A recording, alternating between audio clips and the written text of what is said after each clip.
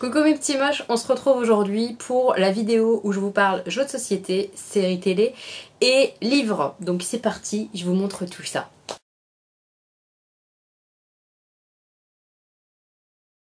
Dernièrement, à l'association dont je fais partie de jeux de société, qui s'appelle Partageux, qui est dans le 94 à Sucy-en-Brie le dimanche, instant pub, si vous avez envie de venir, n'hésitez pas, c'est très chouette. Eh bien, on m'a fait découvrir le jeu Trolls et Dragons, je vous mets l'image juste ici parce que c'est pas à moi. Et c'était une jolie surprise parce que au démarrage, je me suis dit, oh, c'est encore un jeu un peu débile, un peu niais où on jette des dés et basta. Mais pas que, en fait, c'est vraiment un jeu de stop ou encore. On a dans la petite boîte en fait deux salles, une salle où il y a des petits diamants et une salle où il y a des pépites un peu d'or, donc des trucs un peu plus précieux. Quand c'est notre tour de jouer, on a tous les dés et tous ces dés servent à piller la première salle où il y a les diamants. Donc on jette les dés, si on obtient des diamants, on peut les poser devant nous. Si on obtient un troll avec notre dé, le dé ne sert plus à rien parce qu'il reste sur la face troll, sachant que dès qu'on a que des trolls sur les dés, et ben notre tour s'arrête et on a tout perdu parce qu'on n'a pas su s'arrêter à temps. Voilà, il faut dire stop, je m'arrête et là on ramasse le butin qu'on a amassé. Et la particularité, c'est que dans ces dés-là, il y a des petits diamants, tout ça à récupérer. Il y a les trolls, aussi un cadenas et une clé. Si on obtient cadenas et clé sur nos dés, on peut passer à la salle suivante, qui est la salle où il y a des pépites d'or qui valent plus de points. Dès qu'on décide d'entrer dans cette salle où il y a les pépites d'or, eh bien on jette d'autres dés. Et on peut continuer comme ça à jeter les dés autant qu'on veut. Et pendant qu'on jette comme ça nos dés pour récupérer des pépites d'or, les autres joueurs, les uns après les autres, jettent des dés où il y a des dragons. Et dès qu'ils font sortir 2 dragons, on a tout perdu. Donc il faut sortir de cette salle également avant que le dragon en gros ne se réveille. Et c'est rigolo parce qu'il y a un peu de stratégie de savoir quand il faut s'arrêter. Le design du jeu est très mignon, c'est très bien fait, c'est très joli. Et puis les autres joueurs jouent aussi pendant notre tour si jamais on arrive à la salle du dragon. Enfin, il y a une bonne ambiance autour de la table, on rigole bien, c'est très chouette. Et la petite particularité, c'est que celui qui aura récolté le moins de diamants, donc les petites pépites de la première salle, est éliminé direct, hyper direct. Il faut ramasser les pépites d'or parce que c'est ce qui vaut le plus de points, mais si on n'a pas assez de pépites de diamants, ben on perd. Enfin voilà, je trouve ça assez subtil, du coup ça rajoute une petite subtilité. C'est vraiment sympa, c'est un très très bon jeu de stop ou encore finalement. Et peut-être que je vais me l'acheter parce que je le trouve très très bien, très joli, voilà. Il est vraiment top. C'est un jeu, je pense qu'à partir de 6-7 ans on peut y jouer, du coup on peut y jouer tous en famille, c'est rapide, en 10-15 minutes maximum la partie elle est faite. Je pense que c'est vraiment un jeu typiquement familial pour démarrer le jeu de société, autre que le Monopoly qui dure 15 plombes et qui est ennuyant au possible. Voilà, ça, n'hésitez pas à vous le procurer, il est vraiment très très chouette. J'ai aussi pu tester le jeu Welcome, je vous mets une image juste ici. Alors la boîte fait pas rêver puisque dans ce jeu on est promoteur en fait immobilier, on crée un quartier comme ça de maisons aux États-Unis. En fait on a chacun une feuille de papier, il faut juste des crayons.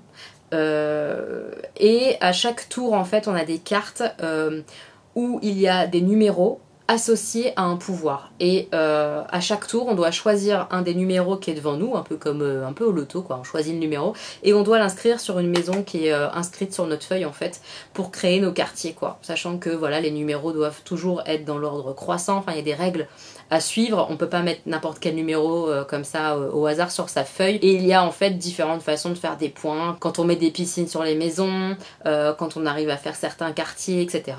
C'est un peu complexe là à vous expliquer en 10 secondes, mais c'est très sympathique parce qu'on peut jouer à énormément, il n'y a pas de limite de joueurs, on peut jouer à 10, la dernière fois on a joué, on devait être 15 je crois, c'était un peu la cacophonie mais c'était fun et j'aime bien ce genre de jeu où on a une feuille et puis on remplit sa feuille et on marque les points et voilà, il y a très peu de matériel finalement donc il n'est pas très très cher. Et ce jeu là oui je pense vraiment me le procurer, je le trouve très très chouette et j'ai pas moi ce genre de jeu avec une feuille de papier où on peut écrire dessus etc. pour jouer, j'en ai pas encore donc celui-ci il me tente beaucoup. Le dernier jeu que j'ai découvert à l'association et dont j'avais envie de vous parler, c'est les Aventuriers du Rail New York. Alors moi j'ai les Aventuriers du Rail Europe et j'en ai testé plein d'autres, mais alors celui-ci il est très très sympa parce qu'il a tout du jeu Les Aventuriers du Rail si vous connaissez.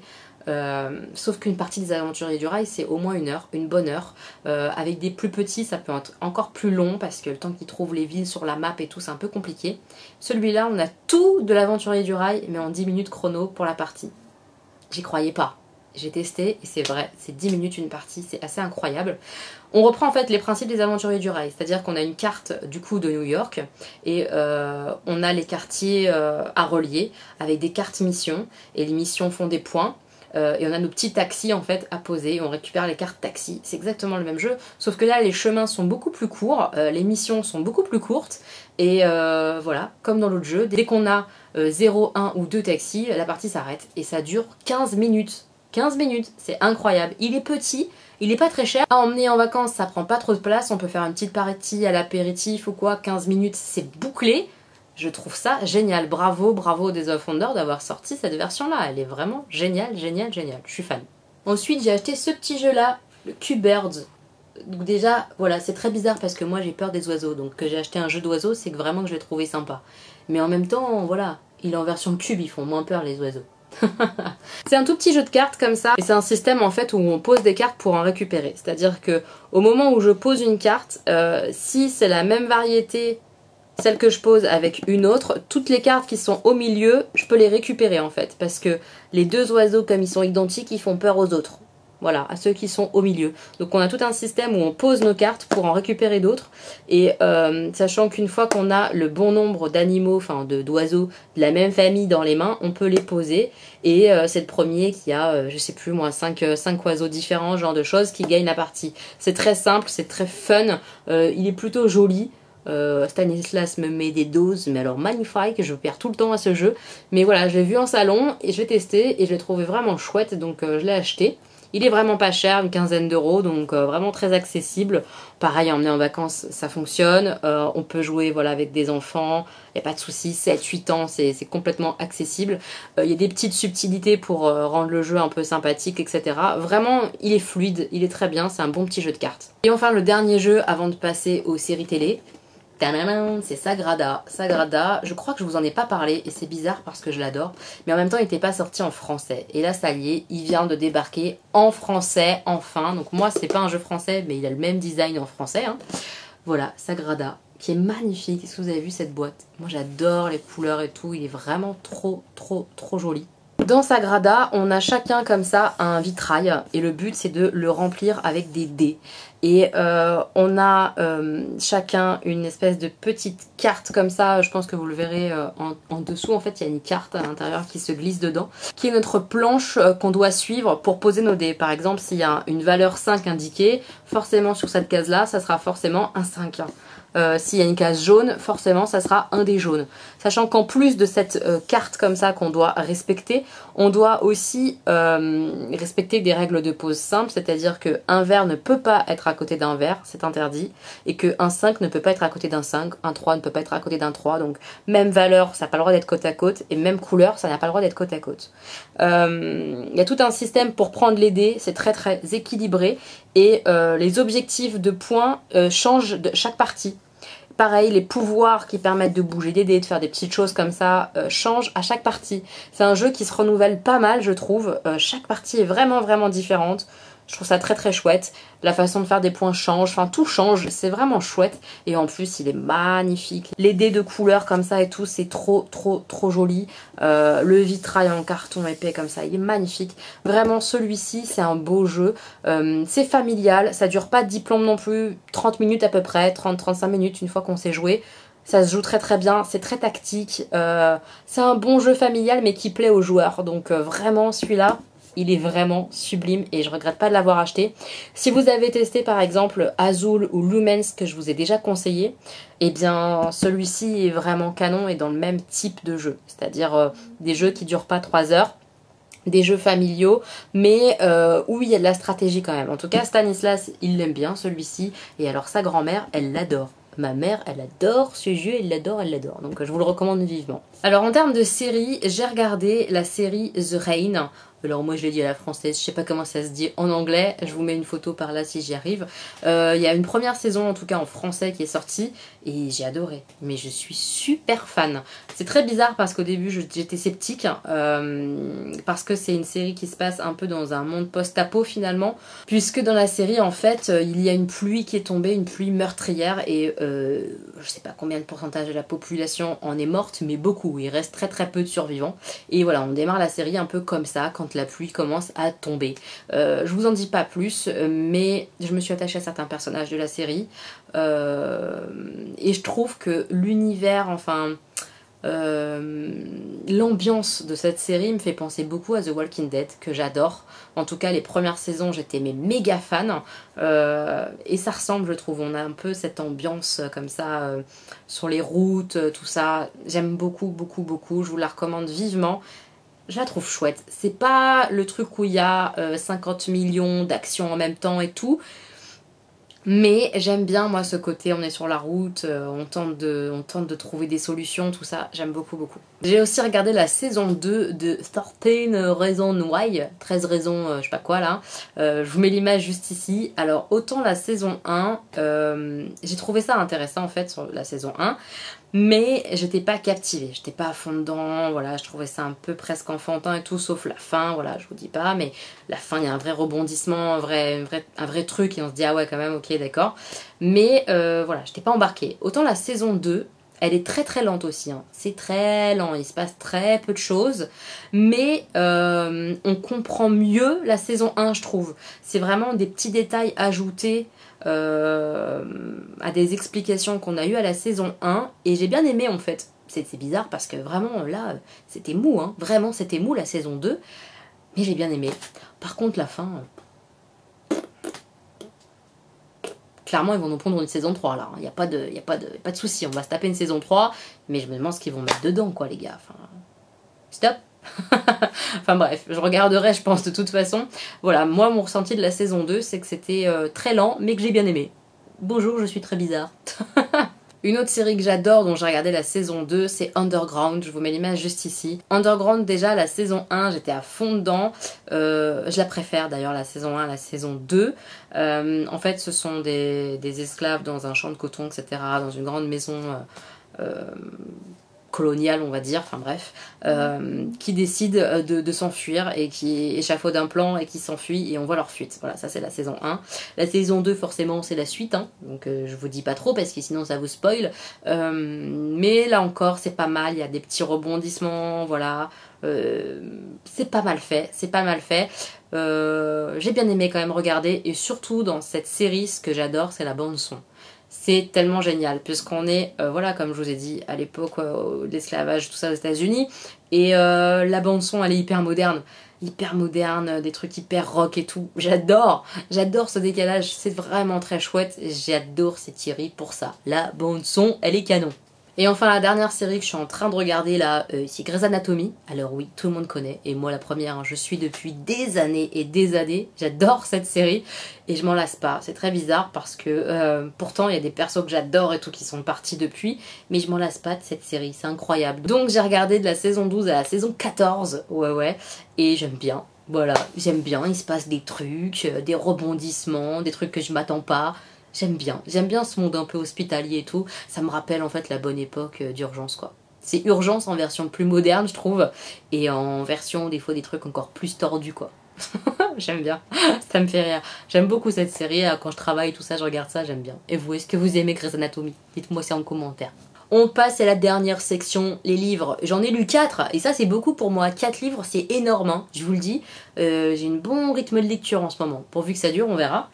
Alors, j'ai lu mon tome 2 là, de La Passe Miroir, c'est Les Disparus du Clair de Lune.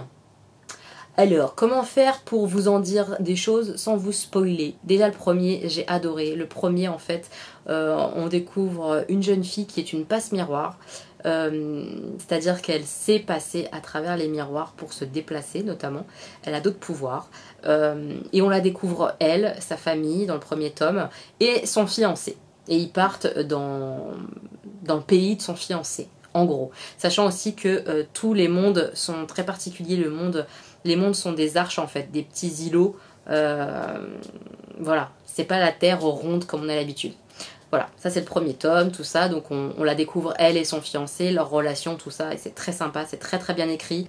Moi ça m'a beaucoup touché cette série de livres, parce que je ressens un peu cette étincelle, cette émotion que j'avais quand je lisais Harry Potter. Enfin vraiment, je suis complètement dedans, j'adore, vraiment. Et donc dans le tome 2, c'est très différent, puisque ils sont toujours en fait dans le pays de son fiancé, mais il se passe plein de choses. Des enquêtes, des trucs de fou, on apprend à découvrir d'autres familles. C'est assez incroyable, j'ai beaucoup aimé, et la fin est très surprenante, je ferme ma bouche évidemment, mais c'est canon. Cette série, elle est canon de chez canon, de chez canon, de chez canon. Et je suis en train de lire le tome 3 là. Et c'est vraiment très différent le tome 3, mais j'adore cette série, je vous la recommande vraiment. C'est une série jeune adulte, hein, mais alors, même si vous n'êtes pas un jeune adulte, voilà, comme moi, vous avez 30, 40, 50 ans, on s'en fout quoi. Si vous aimez un peu la fantasy, mais light, c'est très light. Il y a des pouvoirs un petit peu, mais on n'est pas du tout avec des dragons, du feu, tout ça, hein. Pas du tout. C'est très light et c'est vraiment bien. Il y a de la politique, il y a de l'intrigue, de l'enquête, enfin voilà, cette série elle est trop bien, j'adore. Je vous la recommande vraiment beaucoup. Ensuite j'ai lu un Guillaume Musso parce qu'une copine de la danse, ma petite Nadine, je te fais un gros bisou, m'a prêté ce bouquin là. Donc un Guillaume Musso, c'est Un appartement à Paris. Et je l'ai dévoré, hein. Franchement je l'ai beaucoup aimé, très sympa. Alors en fait c'est une enquête, c'est vraiment un policier, hein. Vraiment, je m'attendais pas à ça, mais c'est vraiment un policier. C'est un homme et une femme qui n'étaient pas forcément voués à se rencontrer, finissent par se rencontrer évidemment, dès le départ du livre en fait. Et ils partent en enquête, une enquête liée à un peintre décédé, dont le fils est également décédé, voilà, bien avant la mort du peintre en fait. Et ils partent à la recherche, voilà, de plusieurs choses. Je vous en dis pas plus, sinon je vous spoil complètement, ça n'a pas d'intérêt. Mais voilà, c'est un petit policier finalement sympathique, avec une fin un peu... c'est mignon. Voilà, moi je trouvais ça un peu mignon, ça fait du bien à lire. J'ai vraiment la sensation, voilà, que les Guillaume Musso, c'est des genres de livres agréables à lire, qui se lisent bien, qui sont beaux finalement. Alors en tout cas celui-ci est très beau je trouve. Il y a des moments un peu durs, mais c'est sympa et j'aime bien sa façon d'écrire. J'ai bien aimé cette histoire un peu d'enquête et tout ça. Ouais, j'ai beaucoup aimé, je vous le conseille si vous ne le connaissiez pas. Ensuite j'ai lu ça. J'ai lu Les Chevaliers d'Émeraude, le tome 1, Le feu dans le ciel. Et ça, c'est ma pépette via mon petit Timothée. Timothée, si tu passes par là, je te fais un bisou. Qui me l'a prêté. Et j'étais contente de lire ça parce que dans le dos du livre, ils disent que Anne Robillard, donc l'autrice, hein, est acclamée par les médias comme la J.K. Rowling québécoise. Donc je me suis dit, waouh, comme la nana qu'elle a écrit Harry Potter quand même. Donc ça doit être la grande classe. Et alors la déception, oh purée, j'ai tout lu, hein, mais c'est d'une lenteur et j'ai l'impression qu'on écrit un enfant qui a 8 ans.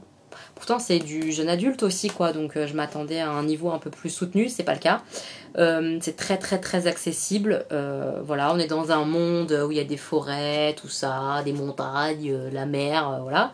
Avec des elfes, avec des fées, avec des humains, un peu de tout quoi. Tout le monde s'entend plus ou moins bien.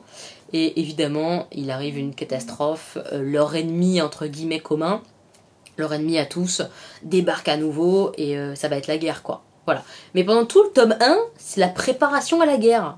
C'est long les gars. C'est long.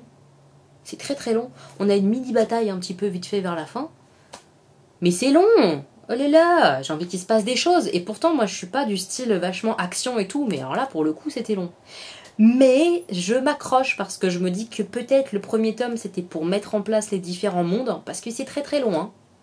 Pour mettre en place tous les mondes. Les fameux chevaliers d'émeraude, là, qui sont un peu les gardiens de tout cet univers-là. Ils font le tour de chaque royaume, hein. Donc on les connaît tous maintenant, hein. J'en ai ras la casquette. Punaise. Alors ils vont voir le royaume des fées, ils vont voir le royaume des elfes. C'était un peu chiant franchement. Mais je me dis que c'était peut-être juste parce que c'est le premier tome. Et que dans le tome 2, 3, etc. ça va être trop bien. Donc j'ai emprunté le tome 2. Donc je vais le lire le tome 2. Et on verra. Sachant qu'il y a au moins 12 ou 13 tomes je crois. J'ai peur de décrocher, on va voir le tome 2. Dites-moi si vous le connaissez, parce que c'est vieux du coup, et tout le monde doit connaître sauf moi, comme d'habitude. Mais voilà, dites-moi si vous connaissez ça en commentaire, dites-moi si ça vaut le coup que je m'accroche, ça va être trop bien les prochains tomes ou pas. Voilà, donnez-moi votre avis si vous connaissez. Bon, il a mes petits moches. Et enfin, le dernier livre, qui est magnifique. Ben, je l'ai vu à la bibliothèque la semaine dernière, en fait, tout simplement. Et je suis tombée sur la couverture, je me suis dit, mais qu'est-ce que c'est beau! Voilà. C'est magnifique. Donc c'est Sombre étoile de Mallory Blackman. Il est trop beau ce livre. Et juste j'ai lu le résumé en fait. Hein. Personne me l'a conseillé ou quoi. C'est juste parce qu'il était vraiment trop joli que j'ai craqué. Et en lisant ça m'a vachement plu. Le derrière. Hein. Et je l'ai dévoré. Je l'ai dévoré, genre en ouais, une petite semaine, il était lu quoi. Et pour moi, c'est rapide. Hein. Après, voilà, c'est écrit gros et tout, c'est pas archi long comme histoire. Mais ça se lit hyper bien, hyper vite. J'ai bien aimé, franchement j'ai bien aimé. C'est pas le truc ultime, parce que bah voilà, c'est pas une saga, c'est pas ce genre de choses. L'univers est bien décrit, hein, mais c'est pas approfondi, parce qu'avec un seul tome, l'auteur peut pas prendre le temps de décrire chaque petite chose de l'univers et tout, c'est trop compliqué. Mais en gros, c'est dans l'espace, hein, ça se passe dans l'espace. Et c'est un jeune homme et une jeune femme qui sont pas du tout voués à se rencontrer, qui finissent par se rencontrer. Et donc évidemment il y a une histoire d'amour, hein, voilà, mais qui est plutôt mignonne, qui est plutôt bien faite. Et autour de ça, il y a des enquêtes, autour de ça, il y a une petite notion d'esclavage humain, mais vraiment rapide. Voilà, elle n'a pas le temps, l'auteur, de bien creuser. Mais c'est chouette et on s'attache vachement aux deux personnages principaux, à la jeune fille et au jeune homme. J'ai bien aimé. La fin, j'étais comme ça, oh mais non! J'étais vraiment en mode, oh mais non! Donc ouais, ça l'a fait, il m'a bien tenu en haleine. Et ce que j'ai beaucoup aimé en fait, je sais pas si vous allez le voir, mais voilà, les chapitres en fait, soit ça démarre par le jeune homme Nathan, soit ça démarre par la jeune fille Vi, et on est dans leur point de vue, et ça dure genre 3 pages. Voilà, 4 pages. Et après, bim, on part sur vie. Et c'est comme ça en alternance tout le temps. Et ça, j'ai trouvé ça vachement sympa. C'est très chouette d'avoir les deux points de vue des deux héros de l'histoire. Et ça se lit d'autant plus vite en fait. Puisqu'on se dit, ah bah j'ai que 4 pages avant le prochain chapitre, je vais les lire. Et puis au fur et à mesure, bah, finalement on en a lu 30 quoi. Donc ouais, vraiment c'est très chouette, c'est du jeune adulte aussi et j'ai beaucoup aimé. Donc est-ce que vous connaissez cette auteure, la Mallory Blackman? Parce qu'a priori elle a fait une petite série, une trilogie je crois de livres. Et j'essaierai peut-être de me la procurer. Parce que j'ai bien aimé là, sa façon d'écrire dans ce roman-là. Donc ça m'intéresse pas mal de voir la fameuse série qu'elle a écrite. Ça m'intéresse. Dites-moi si vous connaissiez en commentaire. Voilà mes petits mots, j'espère que cette petite vidéo vous aura plu. Je trouve ça toujours très sympa de vous partager mes autres passions parce que j'adore le jeu de société, j'adore les séries télé et j'adore lire. Donc je me dis que toujours cette vidéo ça peut être sympa, si vous aimez bien lire ça vous donne des idées, et comme ça vous pouvez me donner vos idées aussi à vous en commentaire. Qu'est-ce que vous avez regardé récemment en série, qu'est-ce que vous avez lu récemment et à quoi vous avez joué. Dites-moi tout ça en commentaire mes petits moches, pensez à liker, ça m'aide à savoir si ça vous plaît. Et puis n'hésitez pas à me rejoindre sur Instagram, c'est là-bas où je vous parle de tout et tout le temps. Je suis tout le temps sur Instagram donc n'hésitez pas à me contacter là-bas, ça sera avec un grand plaisir. Abonnez-vous si vous n'êtes pas encore abonné à la chaîne, ça fera plaisir. Et puis on se retrouve bientôt pour une nouvelle vidéo. Je vous embrasse fort mes petits moches, à bientôt!